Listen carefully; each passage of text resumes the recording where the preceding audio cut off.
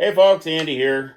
Just working on practicing. I finally got Trumpet Mania, my little book, out again.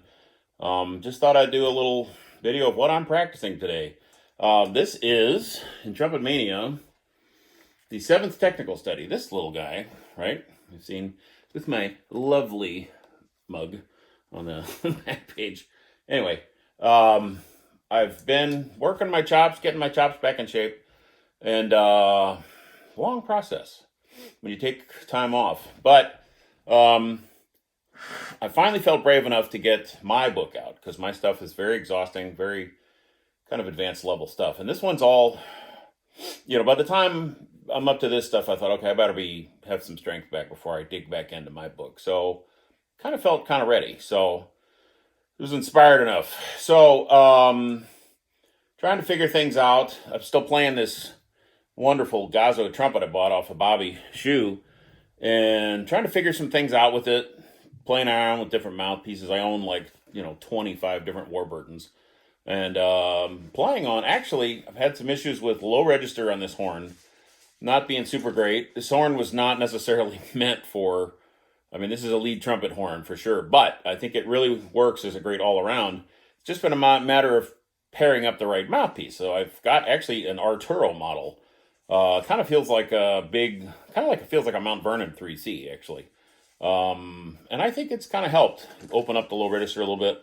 And I like the sound. So anyway, I've got this 7th study in my book that I like. It's very torturous. It's all based on diminished scales, diminished scale. That was the first one, F sharp. And it goes up in half steps from F sharp as high as you can get. So, and you have to do this one with a metronome to keep yourself honest, right? I hate metronomes, but boy, they sure do keep you honest. So, like I say, it starts on F sharp, goes up by half steps. I'm at quarter note of 72 at this point. You have to keep it slow at first because of all that the triplet figures. So I'm going to jump up a little bit, play another one for you guys. How about, here's one in B. Let's go up a fourth. Same tempo, going up a fourth. This is in B diminished scale is what this is all based on. So let's see how this goes.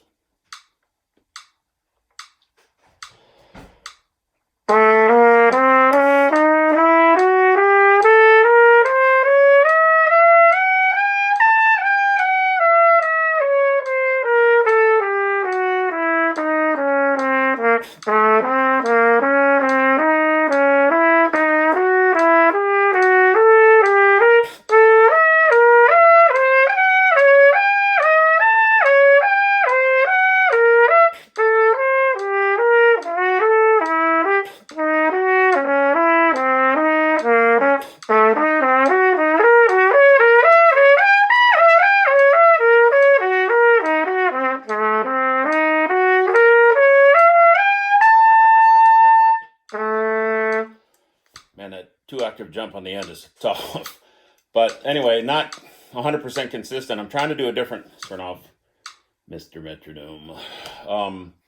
Trying to stay consistent with articulations. I like to pick, like with any technical study I'm doing, I like to do, which side is the camera on anyway? I think it's over there. Yeah, I keep talking to the wrong thing. I'll pretend like I'm talking to Louis Armstrong up there on the wall. Anyway, I like to do a different articulation model for each study, and I pick it, but right before I play it, I'll say, okay, I'm going to tongue just the downbeat, and then, you slur, but then re-articulate the downbeat.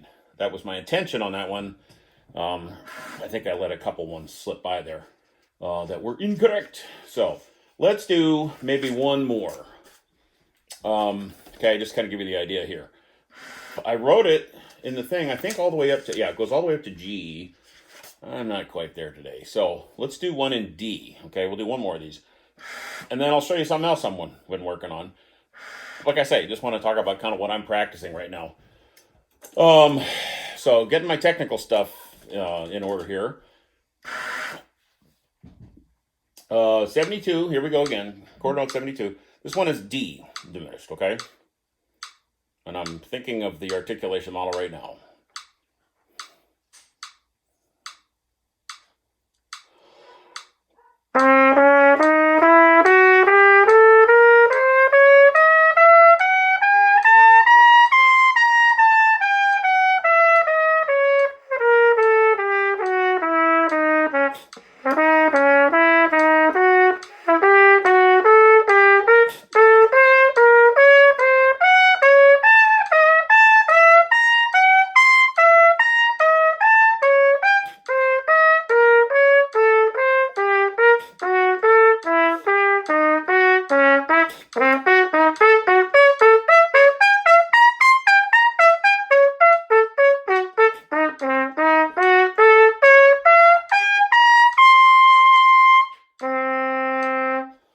Okay, so practice makes perfect. Couple of blips in there, but anyway, just giving you kind of an idea what the seventh diminished study in Trumpomania is all about. So again, the whole main concept of this guy is all these different studies that take you across multiple octaves, which is a great strengthener.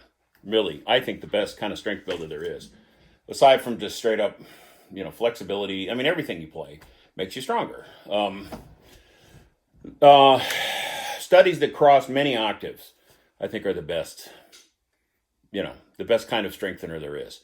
So there's some of seventh technical study based on the diminished scale from Trumpomania. So anyway, also I'm always working on Louis Armstrong stuff, right? It's literally a bottomless well of brilliance with Louis. And the one I've been looking at is Strutting with Some Barbecue. Really great one. Absolutely, basically unplayable. But I got a great book of Louis transcriptions somebody laid on me a long time ago. I've learned a bunch of these off the records, but it's nice to have an actual written, printed page sometimes. There's a break in this that is kind of incredible. My friend Randy Holmes always says, this ain't in the Arbin's book, so which is true. Anyway, switching mouthpieces a little bit. I love practicing on the biggest mouthpiece you can be comfortable on. So, like I say, the Arturo Warburton, I do officially endorse them. So they're wonderful mouthpieces. Go buy 75 mouthpieces. They're wonderful. They're great. They're great. Terry's such a master craftsman. Kim Aubuchon down there, wonderful to work with. I own a lot of them, and I love all the little different flavors I can get. And I have one kind of for almost every occasion, musically speaking. Anyway, so switched up here a little bit shallower. My actual favorite mouthpiece is their 5MC, the Warburton 5MC. I like it so much I finally got it gold plated and a little bit tighter back bore. So, like I say, working on this Louis stuff, and this says quarter note 192, which I'm going to dial up here. I'm not sure that's quite right. Yeah, that's about right. So just because the metronome is annoying me, and because I'm not quite there yet, I'm going to take this a little slower, but try to give you a sense of this strutting with some barbecue.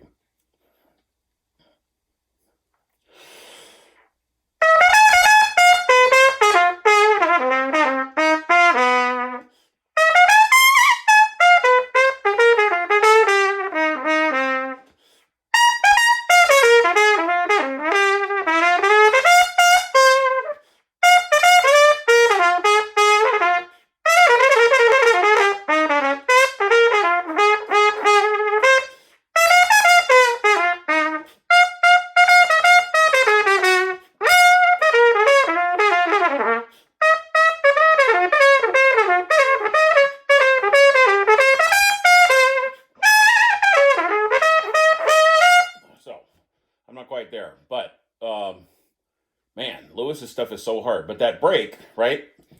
This thing, it's a F7, I believe, is the chord.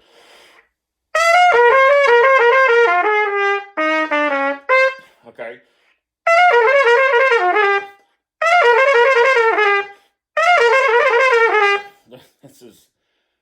This ain't in the Arvin's book. But anyway, so my practice time, yeah, there's warming up and there's all the technical stuff, but I'm always, to trying to push the boundaries, right?